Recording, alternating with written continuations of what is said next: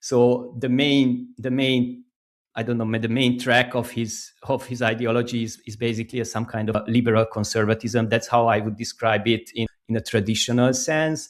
But of course, there are a lot of elements that don't fit into this issue, and you talk a lot about this scrambling of ideological setups. And I think Magyar is a great example of this. I think it's an interesting attempt to revive centrism, but not the centrism of your 1990s, or not even the centrism of your 2010s. This is the centrism of, and it's going to sound funny, but this is the centrism of Giorgia Meloni.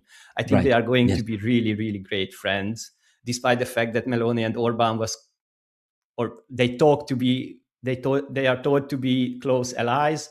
I think Magyar and Meloni, the two blondes of Europe, are going to be very good friends in the future. And I think that's the center of European center right now or in the future.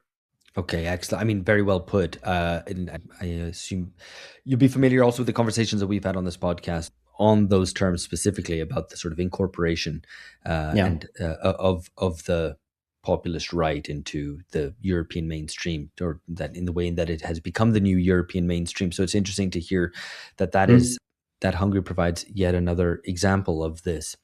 Yeah, and I think also the concept of techno-populism, which you also use quite frequently, or you talked about these issues, it's very, very good concept to describe what Magyar is doing. He has this very populistic style of talking. He has this reincorporation of national symbols into his politics. He uses a lot of basic national references, both in terms of speech and in terms of symbolism.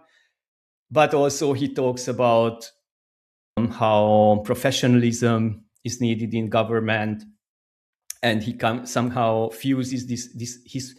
His promise is basically that we are going to continue what Fidesz has done, but we are going to do it better, and we are going to do it with a bit less crazy culture war and with more smiling. Right. Because less corruption. And less corruption, of course, obviously.